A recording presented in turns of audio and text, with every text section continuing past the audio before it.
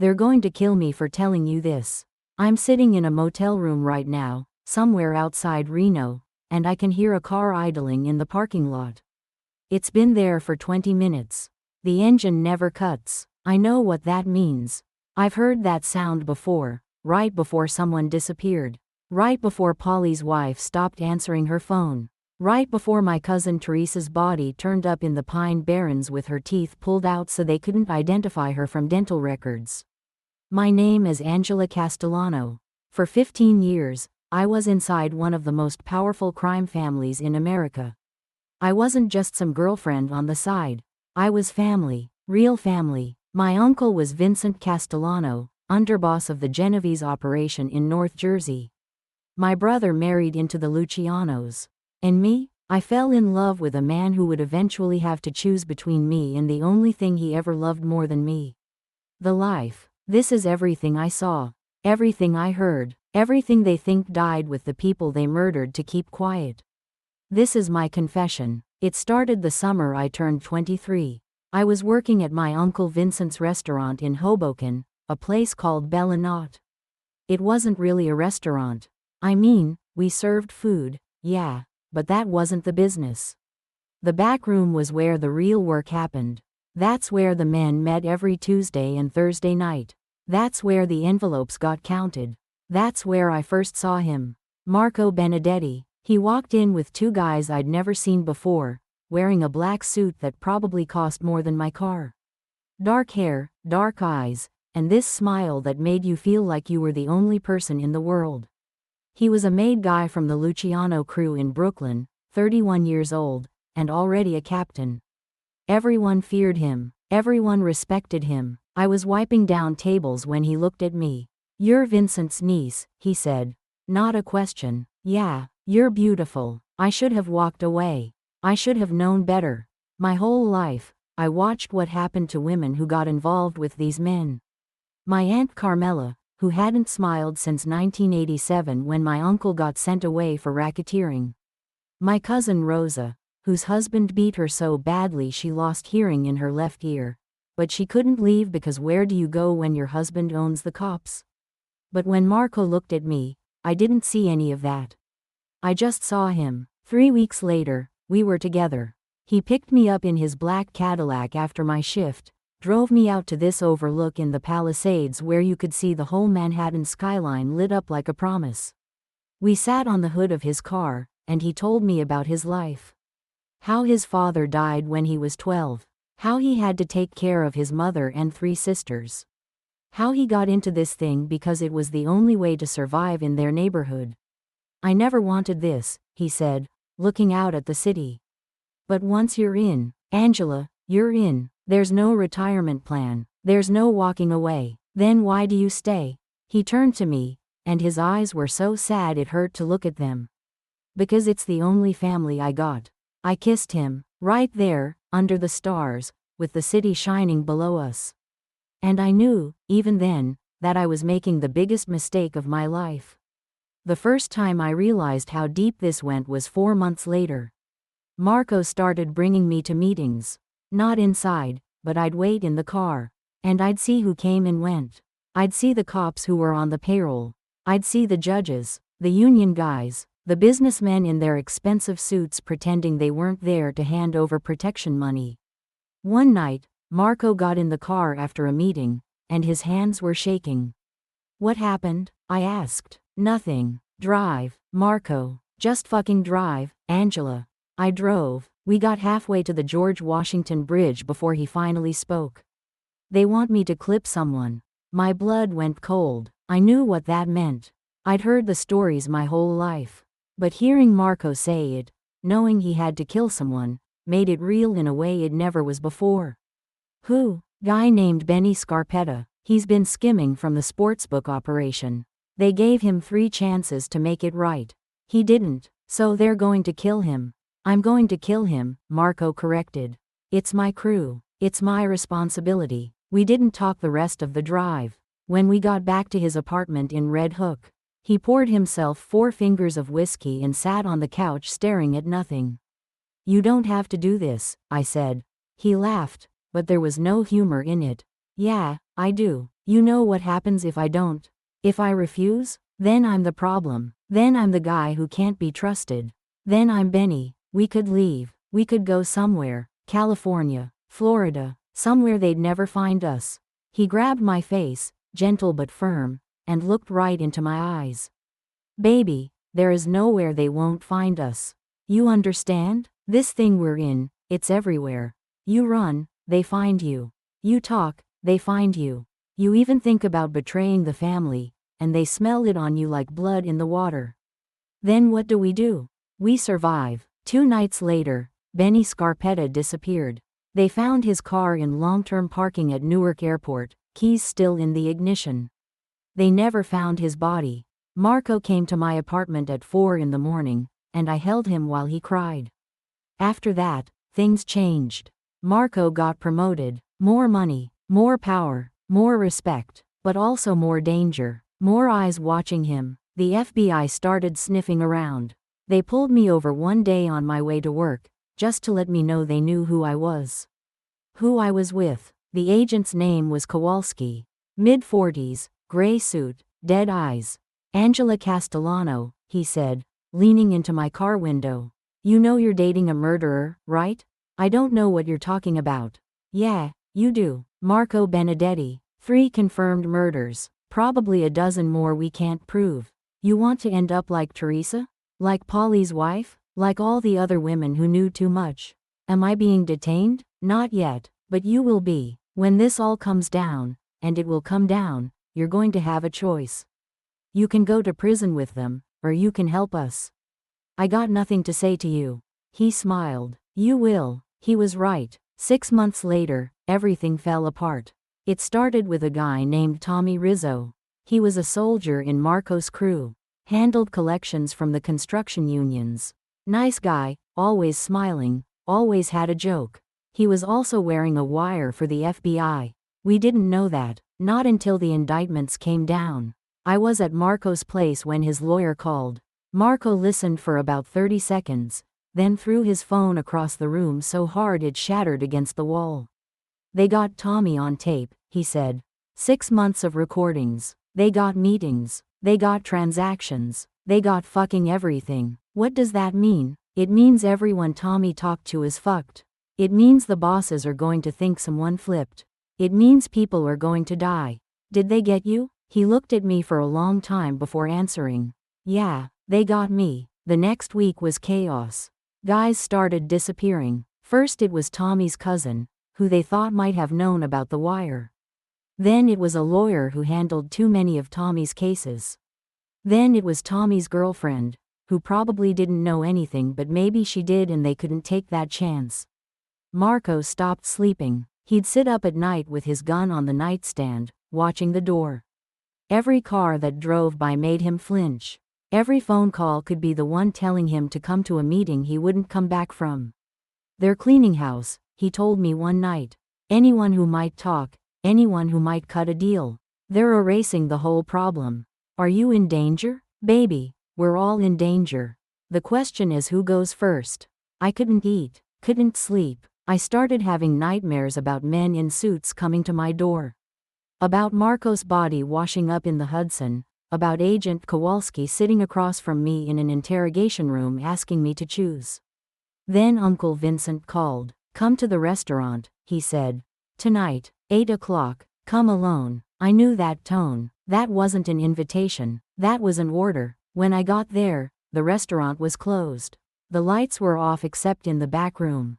I walked through the empty dining room, my heels echoing on the tile floor, and pushed open the door to the back.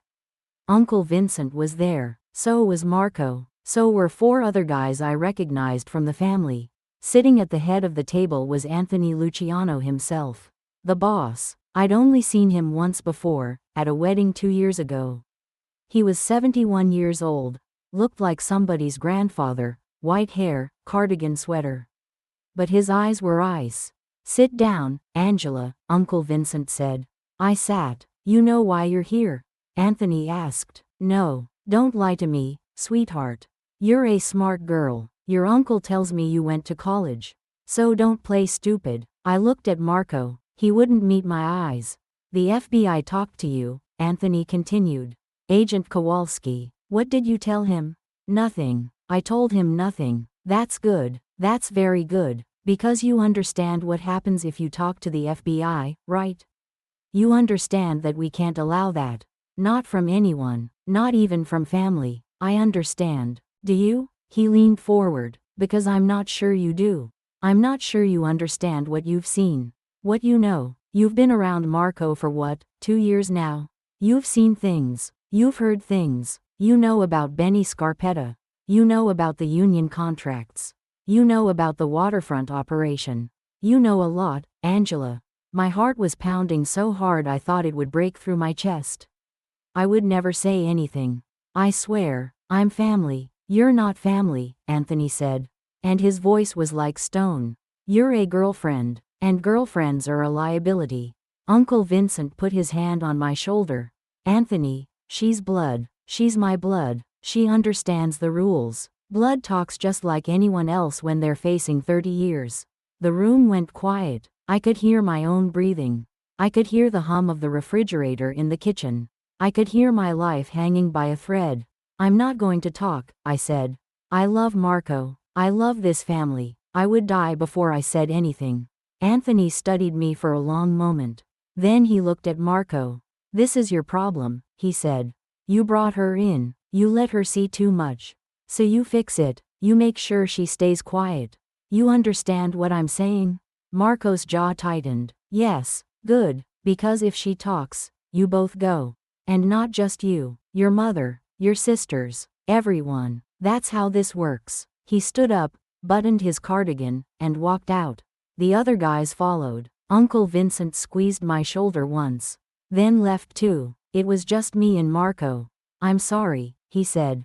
For what? For all of this. For getting you involved. For putting you in danger.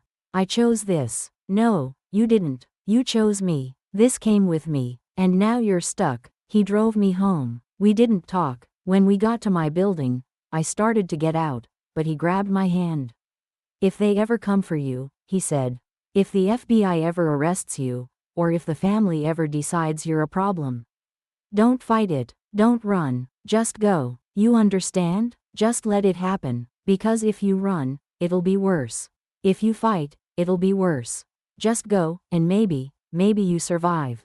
Marco, promise me. I promise. He kissed me. It tasted like goodbye. 3 months later, the FBI arrested 17 members of the Luciano family. Marco wasn't one of them. He'd been smart, careful. The wiretaps didn't catch him directly, but they caught enough people around him that the walls were closing in. And then someone did something stupid. A guy named Frankie Bones, one of the guys who got indicted, decided he wasn't going to prison. He decided he'd rather flip. He went to the FBI and offered to testify against everyone. Including Marco, including Uncle Vincent, including Anthony Luciano. When word got out, the family went into panic mode. Emergency meetings, burn phones, guys leaving town in the middle of the night. And the bosses started making a list of who else might flip. Who else might talk to save themselves. My name was on that list. I didn't know until Marco called me at 2 in the morning. You need to leave, he said. Right now. Pack a bag. Get in your car. Drive west and don't stop. What's happening? They think you're going to testify with Frankie. They think you're cooperating with the FBI. That's insane. I haven't talked to anyone. I know that. You know that. But they don't care. They can't take the chance. Angelo Martinelli is coming for you. He'll be there in less than an hour. Angelo Martinelli, the family's enforcer. I'd seen him once, at a funeral. He looked like an accountant. Glasses, receding hairline, soft hands. He'd killed at least 20 people. Oh my God, Angela, listen to me. I can't stop this. I tried. I went to Anthony. I went to everyone. But the order came from New York. From the commission. This is bigger than me. Bigger than us. You have to run. Come with me. I can't. Yes, you can. We can disappear. We can start over. Baby, if I run, they'll kill my mother. My sisters. Everyone I've ever known. I can't do that. I won't. I was crying so hard I could barely breathe. So what? You're just going to let them kill me? I'm giving you a chance. That's all I can do. I'm giving you an hour head start. Take it, please. I love you. I love you too. That's why you have to go. Now. The line went dead. I packed a bag in 5 minutes. Threw in clothes, cash, my passport. I got in my car and started driving. I didn't know where I was going. I just knew I had to move. I made it as far as Pennsylvania before I had to pull over. I was shaking so badly I couldn't hold the steering wheel. I sat in a rest stop parking lot, under the fluorescent lights, and tried to figure out what to do. That's when Agent Kowalski called. Angela, where are you? How did you get this number? We've been monitoring your phone for 6 months. We know what happened tonight. We know the family ordered a hit on you. We can protect you. I don't want your protection. You want to die instead? Because that's your option. You can keep running and hope they don't find you, which they will, or you can come in. You can testify. You can help us put these guys away. And we can put you in witness protection. New name, new life. You disappear, and they never find you. If I testify, I'm dead anyway. You can't protect me from them. We can. We have. We've relocated dozens of witnesses. These guys aren't magic, Angela. They're criminals, and we're very good at hiding people from criminals.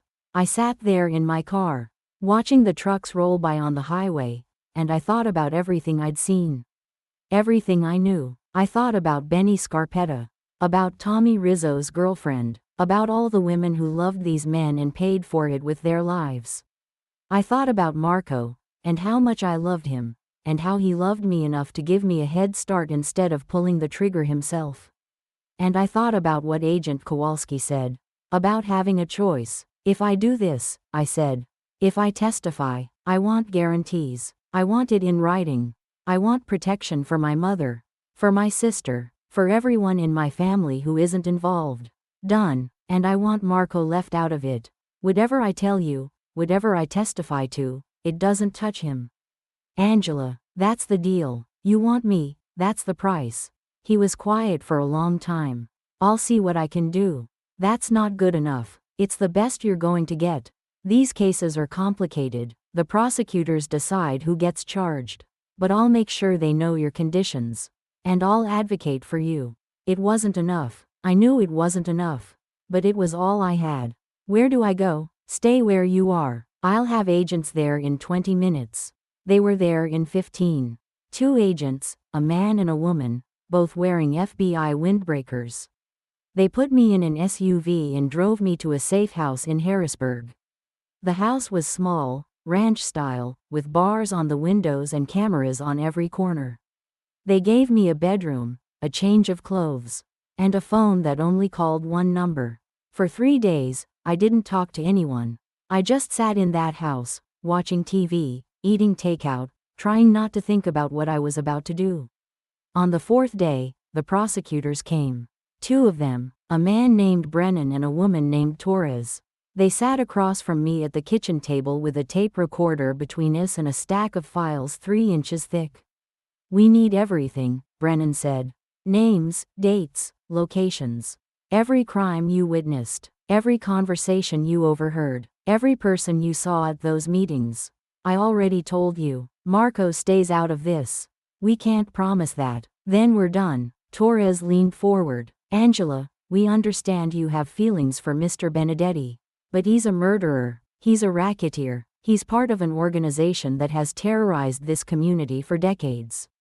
If you protect him, you're protecting all of that. He saved my life. He put your life in danger in the first place. She was right. I knew she was right. But it didn't matter. I'll tell you about everyone else, I said.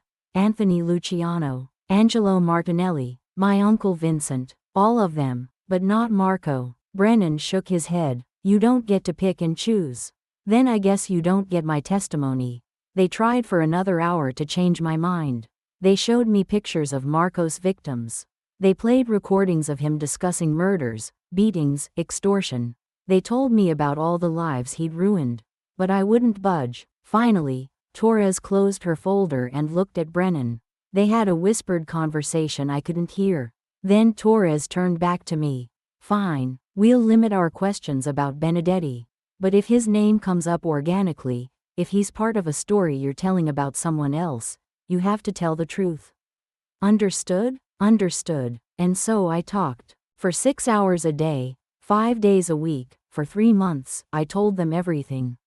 I told them about the backroom meetings at Bell & Knott, about the cops and judges on the payroll, about the union bosses who kicked back millions in pension funds, about the politicians who took cash in exchange for votes. I told them about the bodies. Benny Scarpetta, Tommy Rizzo's girlfriend, a dock worker named Eddie Peroni who saw something he shouldn't have seen. I told them about the money, the offshore accounts, the shell companies, the cash counting rooms where I watched men sort through millions of dollars like it was nothing. I told them everything, and with every word, I felt a piece of myself die. The trial started 8 months later. Federal courthouse in Newark. The prosecution called 43 witnesses. I was number 37. I walked into that courtroom wearing a navy blue suit and no makeup, and I saw them all sitting there. Anthony Luciano, Angelo Martinelli, Uncle Vincent, 12 other men I'd known my whole life. Marco wasn't there. True to their word, the prosecutors had left him out of the indictment. He was still free. For now, I didn't look at any of them. I kept my eyes on the prosecutor as she asked me questions. Ms. Castellano, can you identify the man seated at the far left of the defense table? That's Anthony Luciano. And what is his position in the organization? He's the boss. Can you describe for the jury what you witnessed at the meeting on March 15, 2018? And I did. I described everything. The threats, the money, the orders to kill, all of it. My testimony lasted 3 days. On the second day, Uncle Vincent stared at me the entire time I was on the stand. Just stared, his face blank, his eyes empty. When I was done testifying and walking out of the courtroom, he mouthed something to me. I couldn't hear it, but I could read his lips. You're dead. The jury deliberated for 2 days. They came back with guilty verdicts on all counts. Anthony Luciano got life without parole. Angelo Martinelli got 40 years. Uncle Vincent got 25. The day after the sentencing, I was on a plane to a city I'd never been to, with a name I didn't recognize, and a past I was supposed to forget. The marshals set me up in Phoenix. New name, new social security number, new life. I was Jessica Morrison now, from Sacramento, worked in pharmaceutical sales. That's what my fake work history said. That's what I was supposed to tell anyone who asked. I got a job at a dentist's office. Made friends with a woman named Karen who invited me to book club. Started dating a guy named Steve who worked in software and had never even gotten a speeding ticket. For 2 years, I played the part. I smiled. I went to work. I pretended I wasn't listening for footsteps behind me every time I walked to my car. But I was always listening.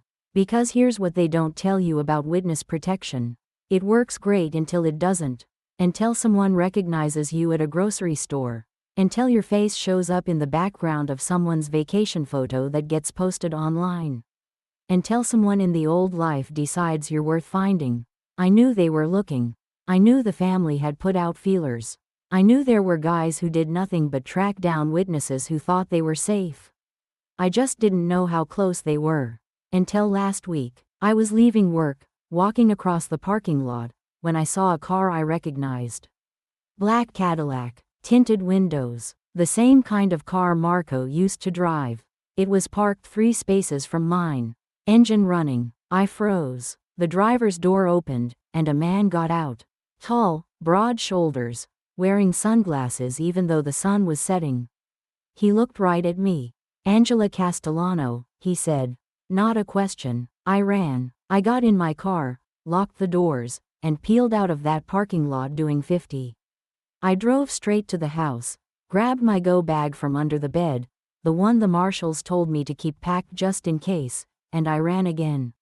I called my handler, a guy named Patterson who I'd spoken to maybe 3 times in 2 years. They found me, I said. Are you safe right now? I don't know. I'm driving. I don't know where to go. Listen to me carefully. Do not go home. Do not go to any friends. Get to a public place. A police station. A hospital. Somewhere with cameras and people. I'm sending a team to get you right now. How did they find me? I don't know, but we'll figure it out. Just stay alive until we get there. I drove to a casino. Figured it was the most public place I could think of, cameras everywhere, security everywhere. I parked in the garage, went inside, and sat at a slot machine near the security desk. I called Marco. I know I shouldn't have. I know it was stupid. But I needed to hear his voice. I needed to know if he was part of this. He answered on the second ring. Angela, did you know? Know what? Don't play games with me, Marco. Did you know they found me? Silence. Marco, answer me. Did you send them? No. His voice was quiet, but I knew they were looking. And you didn't warn me? How could I? I haven't talked to you in 2 years. I don't even know where you are. Someone does. Someone found me. And if you didn't send them, then who did? Angela, you need to understand something. When you testified, when you sent all those guys to prison, you didn't just hurt the family. You humiliated them. You made them look weak. And they can't let that stand. They have to make an example out of you. Not because they hate you. Because they have to. So they're going to kill me. Yes, I started crying. Right there in the middle of the casino, with lights flashing and bells ringing and people laughing around me, I cried. I did what I had to do, I said. I didn't want any of this. I know. I loved you. I know. Do you still love me? He didn't answer for a long time. When he did, his voice broke. Every day. Then help me, please. Tell me who they sent. Tell me where I can go. There's nowhere to go, baby. You know that. This thing, it doesn't end.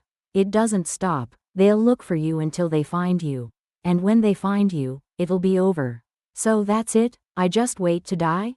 You could disappear. Really disappear. Not witness protection. I mean gone. South America, Asia, somewhere even the family can't reach. Is there such a place? I don't know. Maybe. But you'd have to leave everything. Everyone. Forever. I thought about my mother, who I hadn't spoken to in 2 years because it wasn't safe. About my sister, who didn't even know I was alive. About the life I'd built here, fake as it was. What about you? I asked. What happens to you? I'm already dead, Angela. I just haven't stopped breathing yet. After the trial, after everyone went away, the family blamed me. They said I should have controlled you, should have handled you, should have done what needed to be done. What does that mean? It means I'm out. I'm not a made guy anymore. I'm not protected. I'm just another guy who fucked up and has to answer for it. Marco, it's okay. I made my choice. I chose to give you that hour. I chose to let you live. And I'd make the same choice again. I'm so sorry. Don't be. You did the right thing. Someone had to. We stayed on the line, neither of us saying anything, just listening to each other breathe. I have to go, he said finally. They're probably listening to this call. And if they know I talked to you, it'll just make things worse. Marco, wait. I love you, Angela. I never stopped. And I'm sorry I couldn't give you a different life. The line went dead. Patterson's team found me an hour later. 2 marshals, both armed, both serious. They took me to another safe house, this one in New Mexico. Different name, different face. They gave me papers for a new identity and a plane ticket to Seattle. You'll be safe there, Patterson said. We'll set you up with a new job, new apartment. No one will find you. But I knew better. I knew they'd find me eventually. Because men like Anthony Luciano don't forgive. Men like Angelo Martinelli don't forget. And the family never stops. So I made a different choice. I took the money the marshals gave me for the new start. $20,000 in cash. And I used it to disappear. Really disappear. I crossed into Mexico at Nogales. Paid a coyote $2,000 to get me to Guatemala. From there, I took buses, boats, trains. I moved every few days. Changed my hair, changed my clothes, learned Spanish, learned to blend in. For 6 months, I ran. And then I stopped. I'm in a small town now, on the coast. I won't say where. The people here don't ask questions. They don't care who you were. Only who you are now. I rent a room above a restaurant. I work in a shop that sells tourist trinkets. I've made friends with a woman named Maria who teaches me to cook and doesn't mind that I never talk about my past. I'm safe, for now, but every night, I lie in bed and listen to the sounds outside my window. The cars passing by, the footsteps on the street, the knock that might come at any moment. Because here's the truth about running from the mafia. You never really escape. They're always there, in the back of your mind, in the shadow at the edge of your vision, in the fear that lives in your chest and never quite goes away. I dream about Marco sometimes. About what our life could have been if we'd both been different people. If we'd met in a different world. But we didn't. We met in this one. The real one. Where love isn't enough and good intentions don't matter and the only thing that counts is survival. Last week, I saw a man watching the shop from across the street. Black jacket, sunglasses, standing very still. He was there for an hour. Then he left. I don't know if he was one of them. I don't know if they've found me again. But I packed my bag. Just in case. Because that's how I live now. Always ready to run. Always looking over my shoulder. Always waiting for the moment when the past catches up and the debt comes due. 3 days ago, I got a package. No return address. Just a small box wrapped in brown paper. Inside was a saint medal. Saint Jude, the patron saint of lost causes. There was no note, no message, but I knew who it was from. Marco. I don't know how he found me. I don't know if he told anyone else. But that medal, it was his way of saying goodbye. Or maybe his way of saying he's still out there. Still thinking about me. Still carrying the same weight I carry. I wear it now, around my neck, hidden under my shirt. A reminder of everything I was. Everything I lost. Everything I can never get back. I don't regret testifying. I don't regret trying to do the right thing. But I do regret falling in love with a man who could never choose me over the life. I regret thinking I could have both. I regret believing that love was enough. Because it wasn't. And now I'm here, in a town whose name I won't say. Living under a name that isn't mine. Waiting, always waiting, for the knock on the door. For the car that idles too long outside. For the moment when the man with the dead eyes finds me and the life I tried to leave behind catches up. They say the mafia never forgets. They're right, and neither do I. Every face I saw in that back room. Every conversation I overheard, every body that disappeared into the night, it's all still there, burned into my memory, a story that was never supposed to be told. But I'm telling it now, because someone should know, someone should understand what this life really is. Not the movies, not the romance, not the myth, the truth, the blood, the fear, the love that destroys you, the choices that haunt you, the family that will kill you to protect itself. This is what it means to be inside. This is what it costs to know too much. And this is what I'll carry with me, every day, for the rest of my life. However long that is. My name is Angela Castellano. I was a woman who loved a man she couldn't save. And this is my confession.